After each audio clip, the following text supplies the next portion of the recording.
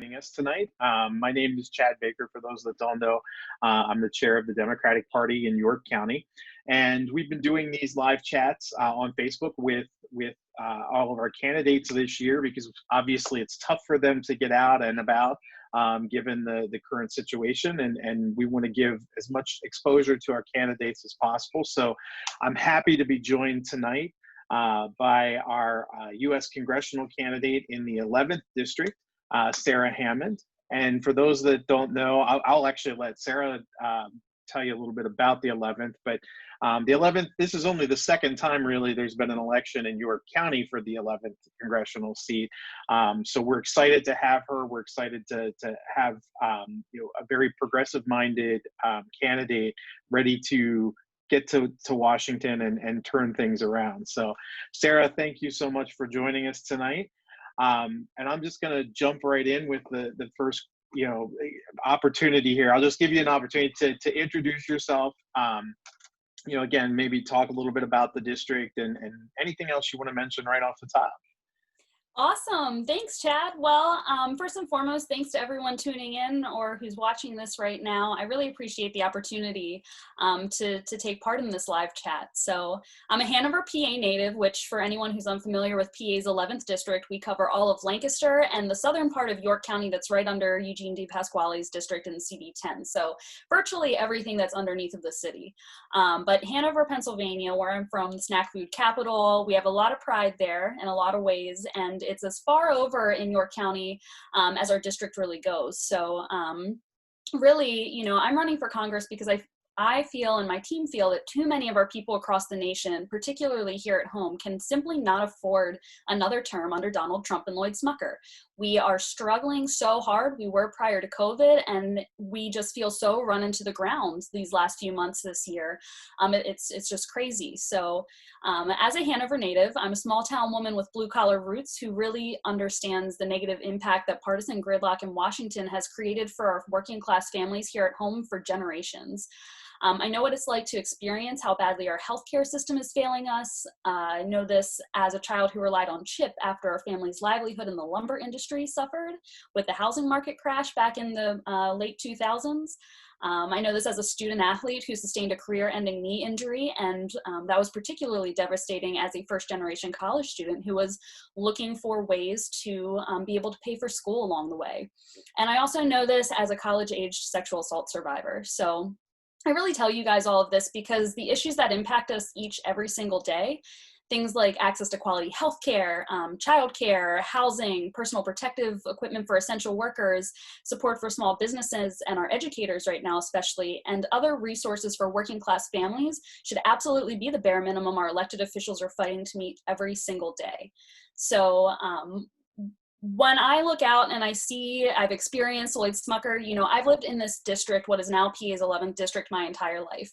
I recently moved as of last year over here to East Lampeter Township in Lancaster, but I'm in Hanover still every other day or so here. I still coach field hockey, though I've stepped back to, I'm not running that full time since we're running a full-time campaign, but I've been very involved in around the area. I was formerly working in community development as an intern with Crispus Attucks of York, where I got my start in that field.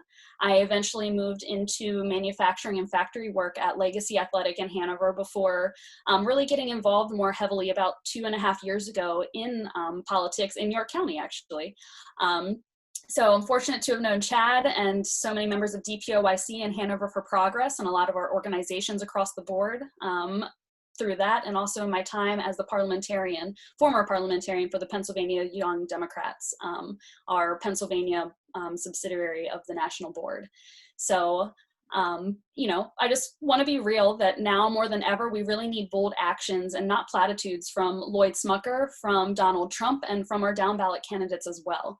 So in the words of Bobby Kennedy, I'll just kind of wrap this part up by saying, I'm not running for Congress merely to oppose any man, but to propose new policies. I run because I'm convinced that this country right now is in a perilous course, and because I have such strong feelings about what must be done and feel that I'm obliged to do all that I can, and my team feel the same way. So that's why we've spent the last few months trying to make sure we're focusing on our people, and we're reaching out to disaffected voters and those people who have historically felt left behind by, all sides of the political spectrum, a lot of their organizations, and we really want to make sure that we drive home how important this election is for every single person involved. Yeah, awesome. Yeah, it's great to hear how energetic and how excited you are. Certainly, I think something that is lacking there now, and we're looking forward, obviously, behind you, to get you to Washington. So, I'm gonna just, it was interesting when you said the Bobby Kennedy quote and said about being led down this perilous path. Um, Obviously, one of the issues of most peril to us right now is the COVID crisis, both here in Pennsylvania and in the United States as a whole. When elected to Congress, what is one thing that you think you can do immediately that's going to ensure that those that are most affected by the pandemic are taken care of? All right, so that's a really good question and kind of loaded because there's so many things that tie into it. It's almost like this, it's kind of like a knotted ball of yarn, right? It's difficult to pull apart because so many things are intertwined together. But what I'll say, I'm actually going to throw out two things here. The first is healthcare and making sure that every single person has access to healthcare and that it's uncoupled from job security. Unfortunately, this is the second economic collapse that my family has been, sort of at the forefront of dealing with the consequences and the repercussions of here. As I mentioned earlier, my father was in the lumber industry. My mom was working at our local Friendlies, raising two young kids.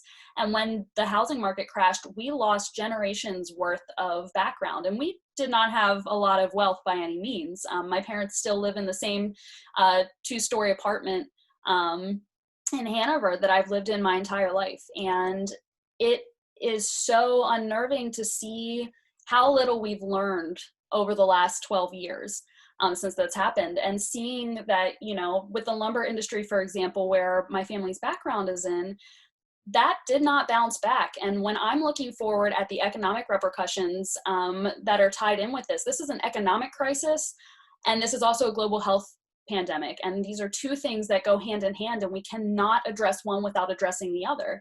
And there's way too much partisan divide here. So for me, focusing on healthcare and uncoupling insurance from employment to make sure that, in periods like this, when people lose their jobs, that they're not losing their health insurance and they're not forced to go into even more debt or to, shirk their healthcare until it gets to a point where they're in dire straits because they just don't have the resources or the monetary well-being to take care of themselves the way they need to. So I want to make sure that we have access to single-payer universal health care. So that way it covers everyone from those struggling with disabilities to those fighting high prescription costs right now and tackling big pharma, or even those just straight up struggling to afford insurance right now. And the second thing that I want to tie in here is making sure that when we're looking at the economic help and recovery of our area, given COVID-19, making sure we have access to general resources, healthcare, addressing, everything from those fears of facing eviction. Also making sure that those who need addiction resources in this time period and mental health therapy and everything else, where you cannot, be face-to-face and have the same interactions that help carry you through, making sure that all these things are tied back and together into healthcare and availability there. So that, as well as making sure, when I was functioning more at the state level, universal broadband was something that I pushed for very, very hard, and is something that we've adapted as part of our federal platform as well, as we're running for the U.S. House right now. So making sure that we're tying in funding for the arts and humanities. That is such a huge thing, not only for economy here in Lancaster County especially, but also when we're looking at schools. Mexico, I believe it is, has been utilizing public broadcast to make sure that those who are left behind, who don't have access to internet or expensive technology and stuff, have a form of publicly televised education that meets the standards that their children need so that fewer people are left behind. So those would be my two things, making sure that, in that regard, we're funding the endowments of the humanities and the arts, so that we can put more into these scenarios moving forward, making sure that we have public broadband so that, everyone's taken care of, and that we also are aware that that extension will also help small businesses to stay afloat in the process as well.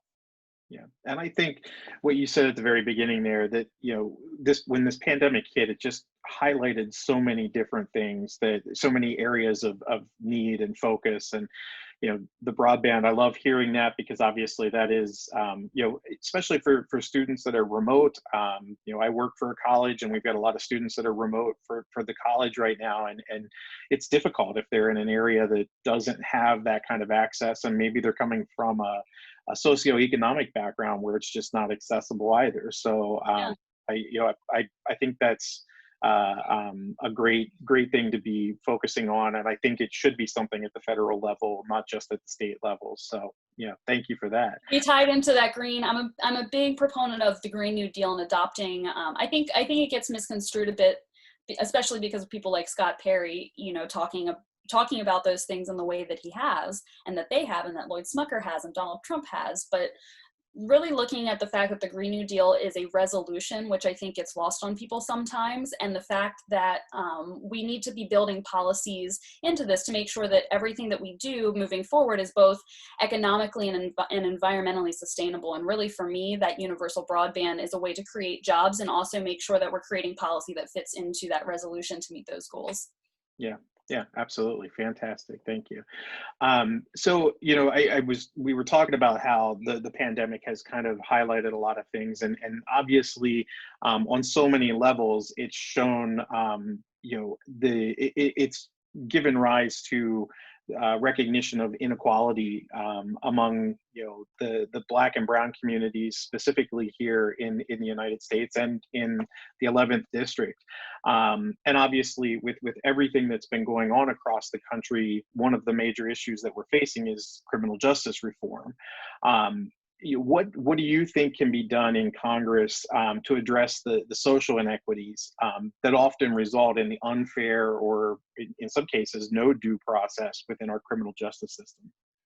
So I think when we're looking at criminal justice reform, this is another thing where it's just it's such a large undertaking that, policing, not only policing, but also the systemic oppression that is rooted in it, is not just within that that line of work or that field anymore, so much as it is literally a cornerstone of our society and how we've built ourselves up. So when I look at this, I know we see the term defund the police as a controversial term, but the way that we tend to present it with the campaign when we're talking to people, particularly in rural areas who have this little bit of disconnect, especially with social media and confirmation bias on what that actually means, we talk about, instead of saying defund the police, talk about funding what works, right? So when we're looking at criminal justice reform, first and foremost, we need to talk about the systemic racism.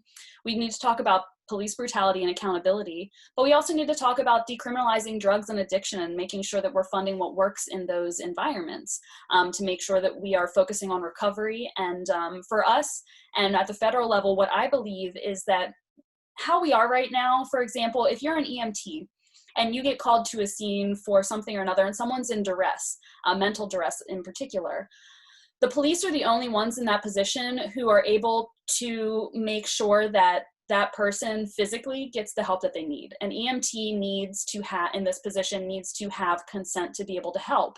But what gets lost is we don't have crisis intervention services. So what happens in a lot of these instances is EMTs can only do so much. Healthcare workers can only do so much. Social workers can only do so much. And unfortunately, what happens is you have to wait it out until it becomes violent, and police have a means to be able to pull that in. And that gap, with no support in that gray area alone, is such a prolific issue that leads down this road here. So when we're looking at criminal justice reform, I fully support, the George Floyd Justice and Policing Act of 2020, which provides financial and policy oversight for federal, state, and local governments. Or I believe in providing financial and policy oversight for federal, state, and local governments is what I meant to say there. And I believe that we need to really focus on funding, again, that mediary middle step. And that goes with everything from the because it's going to take an extensive marketing campaign to get people used to it, but making sure we have a 211, 311, 411 number that ties people not straight away to the police, but takes some of that pressure off and focuses on community-based crisis intervention resources so that we aren't forcing people into these volatile situations in the first place. A few other things. I personally am 100% behind abolishing for-profit prisons and reentry services, and this also extends to ICE and ICE facilities. I believe in ending the war on drugs and providing an equitable pathway to reentry, because if we don't provide the proper services, again, here's another good example, is those who are addicted to drugs, particularly opioids here, as is the biggest, I'd say probably the biggest killer within our district. I mean, 3 days ago now, August 31st was Overdose Awareness Day. And I can tell you, Chad, I graduated with 84 people, and I've lost 4 people that I was friends with in less than the last 10 years. I graduated in 2011. And it hurts to go through these and to see that the right resources aren't here, and that we focus on criminalizing these things. We throw people in jail. We don't act with any form of understanding or empathy in particular when we're working on these things. And we're not addressing the root causes of everything that's here. So I really believe that we need to be providing the proper resources to make sure that we're getting people the help they need, regardless of the situation or the circumstances they're in. And that kind of ties back into universal health care as well for me. Yeah, and of course, I think the last big thing to touch on here as well, or 2 things, is that I think that we really need to be replacing the 1994 crime bill. It's been in place for nearly my entire life here. I was born in 1993. And, a lot of those involved have progressed forward in agreeing the same way that we need to readjust and reappeal it and work forward from there, because the discriminatory 3 strike laws, we can see how that negatively impacts people based on their socioeconomic backgrounds, the color of their skin, and it really harms BIPOC communities. Yeah, and I think, like you said, I think it's just so many things. It's multifold that need to be adjusted, need to be looked at. In some cases, yeah, they do need to. Some things need to go away. Some things need to be added, and yeah, I wanted to add too that, thank you for bringing up, specifically referencing like the opioid crisis, because I think that's something that is a critical, issue in our country, but it's kind of lost the limelight due to the pandemic and due to other news throughout the world. So I think it's something that, once the pandemic's gone, that's still going to remain, and it may even be worse. So I appreciate you addressing that, because I think it is an absolute critical issue that is going to be something that is still going to be here, like I said, after this pandemic goes away. So yeah, absolutely. Yeah. So the last of my regular questions for you is kind of a simple one. We know that your opponent, Lloyd Smucker, has shown time and time again that he basically follows party line. Since President Trump was elected, he has been right in line with President Trump and his views, and multiple times has not denounced any of his negative and racist and bigoted statements that he's made.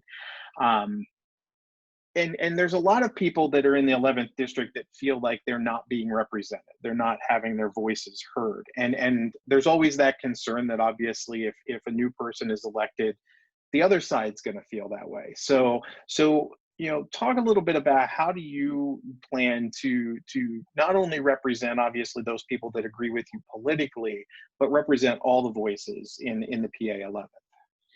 I always appreciate this question because it's one that I don't think we put a lot of focus on. So thank you for bringing this one up and including this in the candidate talks, because we are in such a partisan divide, and I always draw back to my personal education experience and my work experience as well, professional experience. So just a little bit about my background. I studied communication from Slippery Rock University. I was also highly involved with the International Relations Department, extended as many classes as I could there because unfortunately I couldn't switch that to my major. We didn't offer it there. And I, you know, as a not completely affluent student there, I didn't have the opportunity to really make that kind of change. So I took so much time trying to learn as much as I could about international relations and government and everything else involved and just getting politically active. And through doing that at Slippery Rock, you know, on a college campus, I was able to learn a lot about what it was to try to talk to people and have these conversations without having it tied with a D behind my name, or without having to say, oh, you're from Hanover, like you're from Republican country here. So, you know, I come from a Republican conservative family, but I was always taught, you know, to make sure that we had multiple news sources on. So I might see a little bit of Fox News, I would see some CNN. We always had BBC on, and my mother always taught me that the most important thing was to be a critical thinker and to never take anything at face value when it came to news media. Just because, I mean, looking particularly from the year 2000 onwards, if you are familiar with those media studies and stuff, we really started to see this exponential divide where we started to treat the parties more like sports teams. And that has had such a profoundly negative impact on us over the last 20 years. And especially right now, we're seeing that so much here. So for me, what it comes back to is just making sure that I am informed first and foremost on the news sources. So you might cringe, but you know, I still watch Fox News once in a blue moon because I feel like it's important to understand what a broad base of my constituents are watching, because I cannot have a respectful discussion if I'm going to be setting off triggers in these dialogues first and foremost. It can be frustrating, but I need to know, you know, what those who are watching MSNBC and those who are watching CNN and those who are watching Fox News, as well as our local news sources, what kind of media they're consuming and where they're coming from to be able to have these conversations. And where we found a lot of success, Chad, has been you know, meeting people. We met people in barbershops and in bodegas. We went to the Water Street Mission here in Lancaster, and we've been to all the markets in and out. We bar hopped in the evenings just to meet people who aren't typically coming out to the pools or otherwise, you know, to make sure we're meeting them where they're at and just having these discussions. And we always start out by talking about values. I want to hear what your concerns are at the door. And I want to know what your personal stories are, because there's a lot of emotions. And once we can break down those barriers with those emotions and start to reflect that into our everyday talks with constituents and talk about accountability, not just on the opposite side, but even, you know, among our own teams, our own parties and things like that, that has been where we found the most success, with people being willing to hear us out a little bit. And so moving forward with that, you know, my background professionally was in community development. As I mentioned, I was actually, prior to this, running for this campaign, was the director of community development for Spring Grove Borough in our district. And that's another position where, politically speaking, you don't have involvement whenever you're working like that in a borough setting or in a township setting. So I worked largely in a Republican area where I talked to Republican leadership. I was on a number of tours for things around that district with you know, the state reps, state senators in the area. I was not in tune with they or what their representatives had going on there. It's something that, when it comes down to it, this is the nature of the job. And we need to be able to stand strong in our values and push forward for what's right, to make sure that human rights are never the bargaining chip on the table, quite frankly. But also to do it in as respectful of a manner as possible, and to keep trying, because we can't lead with disrespect in the chambers and expect to make it forward without making it a very partisan sort of situation. So when we're talking about promoting a more collaborative government or keeping informed by our constituents, it's a lot of listening. It's a lot of not taking things personally when it comes from those, you know, like I've received plenty of hate mail for various things just for running for office from people who don't even know me and have sent these to my home. But what I see in each one is not so much a divide or hatred of myself in particular, but feeling really left behind by what they perceive as the government establishment. And we just have to keep trying to break down the walls that people like Donald Trump and Lloyd Smucker are continually building up. And it's a lot of work. It takes a lot of effort, but it happens by making sure that we're, again, meeting people at the doors. We're we're actively listening and we're working to, make those personal connections so that at the end of the day, they feel heard. Not only that they feel heard, but that they are heard, and that we can take that back and put that into meaningful policy that impacts our district. Yeah, and that's awesome. We often have conversations, specifically, obviously, with candidates about the fact that, sometimes it's just people want to be heard. They don't know where else to turn. They don't have an outlet. So when you provide them that as their representative, I mean, truly, they are your boss in so many ways. It's you may disagree on how you get to the end point, but at least there's a mutual understanding and ultimately a mutual respect, I think, that comes from that. So that's awesome, and I love to hear that you're going to work to represent everyone. That's fantastic. So. Well, and what I think about here too is, I've been compared by the Republican Party and by Lloyd Smucker themselves as, they view me as more similar to AOC than anyone else here because I'm young, I'm progressive. I get the communist socialist trope a lot of times, which we won't even talk about how that doesn't make sense. But, for me, what, again, it comes down to is just seeing if Ted Cruz and AOC can sit down together and work on policy, regardless of what their opinions are or what their news lines are, to make sure that they're moving forward, and to see AOC standing in, for example, again, to help Joe Biden with his climate policy action, for example, and adapting, ways to, again, fit into the Green New Deal. These are things that are actively happening from the polarizations, not only within our party, but outside. And if they can do it, behind closed doors and can work forward, there's no reason why this can't be done. And if it's not done, again, by grandstanding from people like Scott Perry and my opponent Lloyd Smucker, it's time to kick them out, and it's time to keep running until we make sure that we have the right people in office so that these things, we don't just have one-shot representatives who are standing for these. We have enough of them to make active progress within our chambers, within the House and Senate. Yeah. Great, thank you for that. The next section is what I like to call the rapid fire questions. What we do here is we just throw out a statement and you say yay or nay, or in support of, not in support of. And what we've done with some of the other candidates that we've chatted with is, once we get through the list, if there's one or two or several that you want to go back, make go a little bit further in depth, we'll be able to do that. But we just kind of like to, these are rapid fire. So, all right. So we're going to start off with, there's been a lot of talk about mail-in voting. So are you in favor of or not in favor of a national mail-in vote? In favor. Awesome. And I think you talked a little bit about this, but stronger gun safety legislation. Absolutely. Yep. In favor. Yep. And I know you talked about this, investing in green technology and green industry and green jobs. Extremely important and in favor. Yep. How about support for NATO? Yes. I mean, that is, well, yes, we can talk about that. And an increase in the federal minimum wage. Absolutely. No, yes. Sorry, I keep forgetting that there's a section at the end that we can talk about this. There's just so many good questions here. Okay. Reforming finances as it relates to elections. Absolutely. Regulation of prescription drug companies. Yep. How about ending voter suppression? And I said specifically, through gerrymandering, but just ending, voter suppression in general. Could you repeat that? Ending voter suppression in general, absolutely. Yeah, and I had said specifically through gerrymandering, but yes. Okay. Gerrymandering, absolutely. One, again, this district, for anyone who's unfamiliar with PA 11, as you mentioned before, this is the second cycle, and we are a district that has been extremely disproportionately impacted by gerrymandering over the years, and still are. Yeah. Expansion of social security. Yes.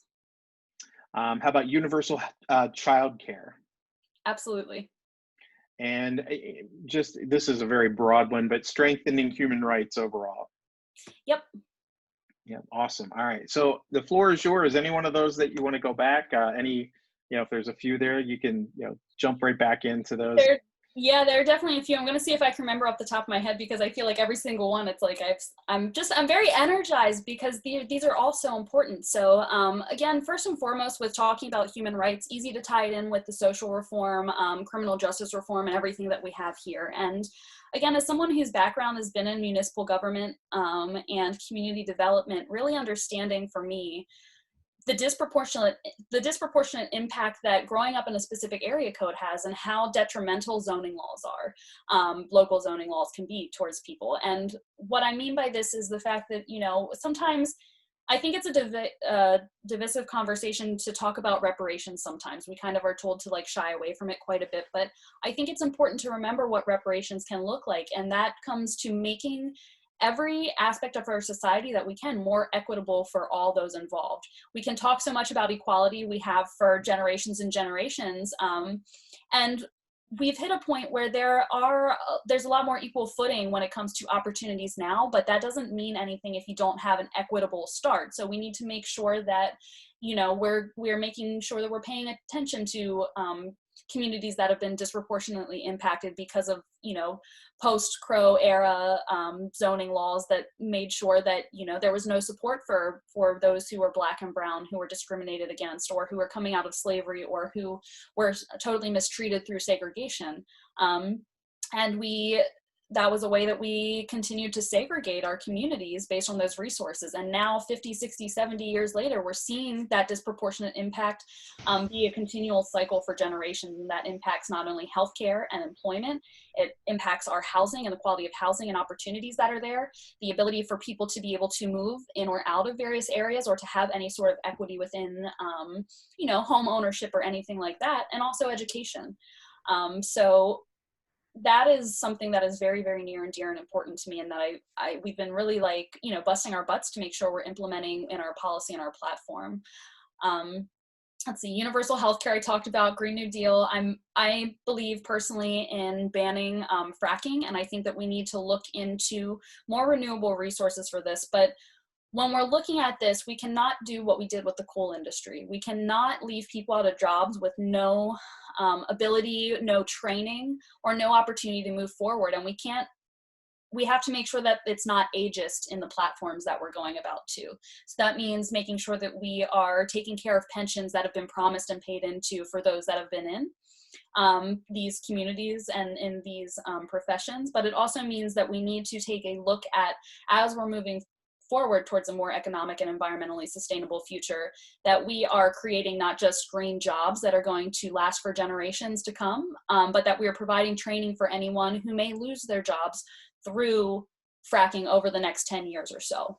And it's something we have to face because we are facing an astronomically huge environmental crisis. This was a big deal and something we focused on so much as a society prior to COVID-19, and now we don't talk about it as much because, quite frankly, the global pandemic and the economic crisis, we can't even see past the weight of that right now. That's how intense this is.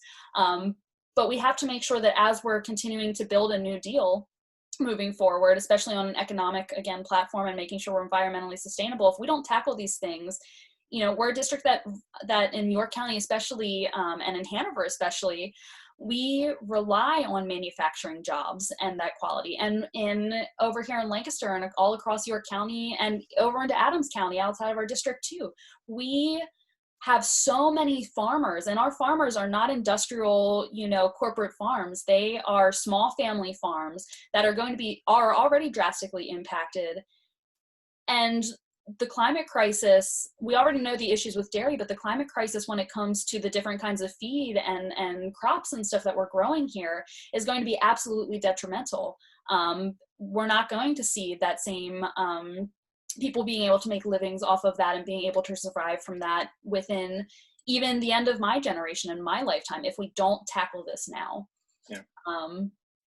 I know there were a number of other questions, but I think it's interesting too, because you talked about, you know, obviously since the pandemic came about, you know, kind of the environment has kind of taken a back seat, and yet, you know, early on we started to see these images from across the globe that when, you know, cars weren't on the road and industry wasn't up and running, you were seeing the environment repair itself, essentially. Absolutely. How quickly that occurred, I think that was just amazing to me. And I think that should be seen as the example of, even making small steps. Obviously, we need to make some big steps along the way, Yeah. but even making those initial small steps really makes a huge impact overall. So yeah, it's absolutely critical.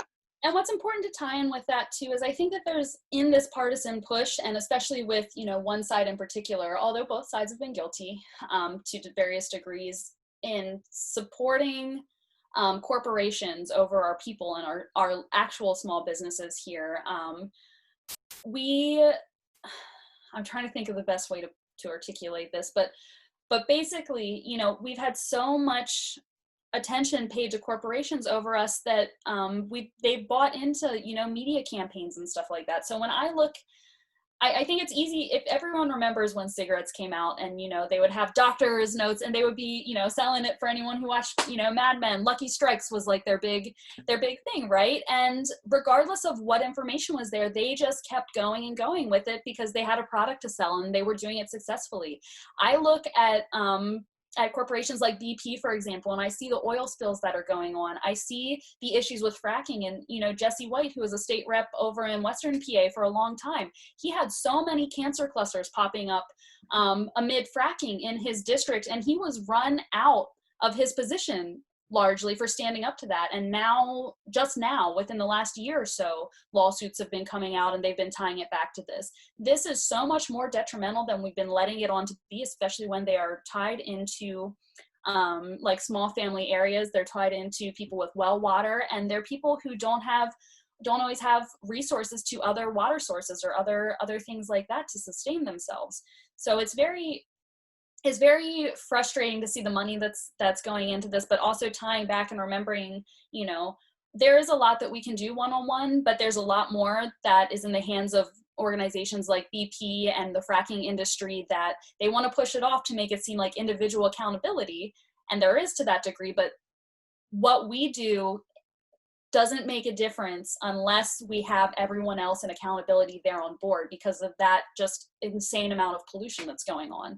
And, again, tying it back to farming here, for anyone who's not familiar, Pennsylvania is being sued because of our output of waste into and pollutants and stuff into the Chesapeake and everything like that. And it is just, we need to do better, but we need to make sure that when we're having these conversations, we're tying it back to our people, because we're not wealthy people. We're not a wealthy district.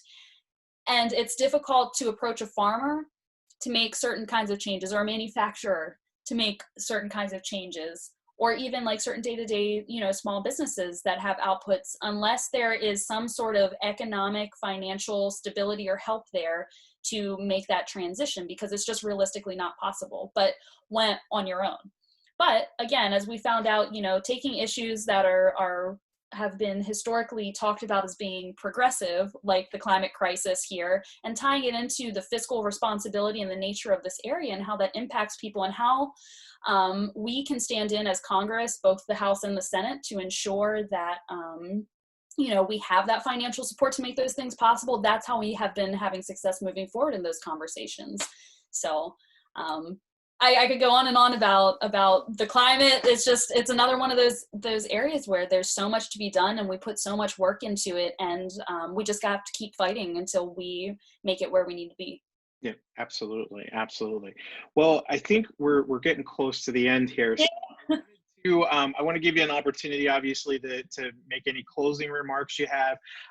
Also, definitely share, how people can get involved with your campaign, either as a volunteer or financially or both. Yeah. Whatever they can do. But again, floor is yours, for the closing here. Yeah, so I just, again, want to thank you, DPOIC, and everyone tuning in for the opportunity to just really engage. These kinds of conversations are just so refreshing, and I so appreciate the opportunity to be able to have these, since, we're missing a lot of the safe face-to-face interactions with our people. But that being said, for anyone who would love to learn more about us, if you look up Sarah Hammond or @SarahForUs on social media, especially on Facebook, we're extremely active there. We have all of our donation links through the secure platform, ActBlue. and that's where we facilitate all of our online donations. We have all those links over there. And you can also check out www.sarahforus.com. That's SARAHFORUS.com. And furthermore, if you want to send a check because you don't want to pay by card or whatever reason there too, you can feel free to write it out to Hammond for PA, and I'll make sure that you have this information, Chad, or I can tag it into the comments then, because it's a lot, I know, but you can send it to P.O. Box 1587, Lancaster, PA 17608. And if you want to get involved, again, just check us out online. We have a sign up. You can join our emailing list there. We'll make sure we have that kind of information out to you if you reach out. And I just want everyone to know, myself and my team, we're a very small grassroots campaign here. We're doing as much work as we can to pick up votes up and down ballot, because this election is so crucial, especially in our rural areas here. It's really up to us. Pennsylvania is the #1 state I've seen for swing votes, and to try to bring people back, especially that large percentage of people who sat out in 2016. And it wasn't a Republican versus a Democrat thing. It was more of an perceived establishment, and the disappointment in that, versus someone who was new, whether they agreed with him or not, but just reminding people that, it's easy to get frustrated, but we have to have these conversations if we want to move forward. So if you want to get involved, whether it's with us, whether it's with, people in other districts like Eugene or Shannon Danielson or Rich Sterner, or, anyone through DPOIC or otherwise, reach out, and, we're extremely accessible, and I hope to hear from you soon. Awesome. Yeah, and we will have, well, we do have a link to your website on our website at yorkdems.org. So I know a lot of that information that you went over is covered there. So, and we'll make sure we share that up on social media as well. So again, I thank you for the time tonight. I'm going to put a plug in for the party. We do have another one of these candidate chats next Monday night at 7 o'clock, and that's going to be with Fred Owens, who is running. He actually ran a successful write-in campaign in the primary, and is now on the ballot for the 47th state House seat. So we look forward to talking to him next week. And actually tomorrow night at 7 o'clock, we do have a webinar as well that's going to be how do you vote in 2020, goodness, 2020. And the reason we're doing that is because obviously things have changed so much in this year, and we've heard so many things about, should I do mail-in, should I do in person? So we're going to be focusing on that and taking some of your questions then at that point as well. But again, Sarah, thank you so much. I know it is a monumental task to run a campaign, and especially with a small grassroots team like you're talking about, it makes it even more difficult. And the fact that, just to put my plug in there with gerrymandering, I mean, you're talking about Lancaster County is a huge county to begin with, and then when you add basically half of York County into it, it's an impossible task to be able to get out and talk to constituents and be able to get coverage in all those areas. So hopefully this we can share this out, and folks will get to hear your background and your views. And I think an awesome platform for really pushing forward, not just nationally, but here locally in the 11th Congressional District as well. So again, thank you for your time tonight. I really appreciate it. And we look forward to seeing you in DC in January. Absolutely. So thank you again so much, Chad, and everyone. I so appreciate it. Thank you. Bye.